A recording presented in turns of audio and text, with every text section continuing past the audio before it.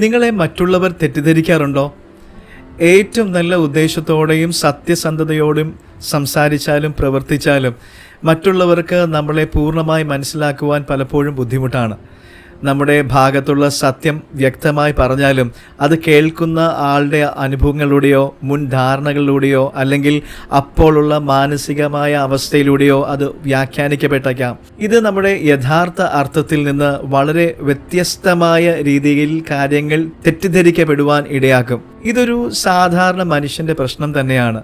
Bible വചനങ്ങളിൽ ഇത് ആഴത്തിൽ പ്രതിഫലിക്കുന്നുണ്ട്. സദൃശവാക്യം 4-ാം അധ്യായം 7-ാം വാക്യം ശ്രദ്ധിക്കുക.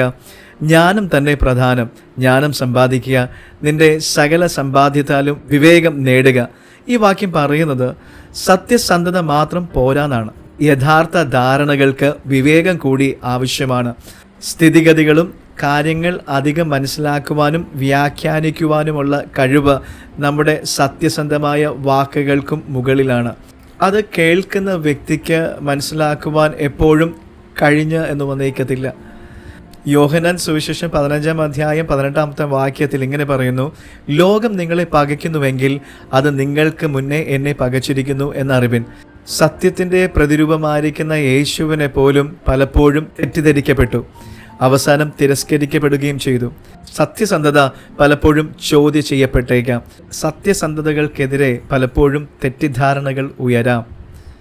മറ്റുള്ളവർ നമ്മെ മനസ്സിലാക്കുന്നതിന് പകരം നമ്മെ എതിർക്കുന്നതിന് കാരണമായേക്കാം. ഇതിന് കാരണം നമ്മുടെ പ്രവൃത്തികൾ സത്യമല്ലാത്തത് കൊണ്ടല്ല, മറിച്ച് അത് മറ്റുള്ളവർക്ക് സ്വീകരിപ്പാൻ അസൗകര്യമുള്ളതുകൊണ്ടാണ്.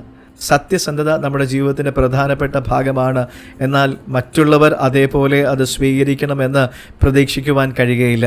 ഇതിന് നമ്മുടെ വ്യക്തമായ ആശയവിനിമയം മാത്രമല്ല, അത് സ്വീകരിക്കുന്ന ആളുടെ തുറന്ന മനസ്സും വിവേകവും ആവശ്യമാണ്. അതുകൊണ്ട് നമ്മുടെ ബന്ധങ്ങളിൽ തളർന്നു പോകാതെ വിവേകത്തോടെ ധൈര്യത്തോടെ മുൻപോട്ട് പോകാം. God bless you.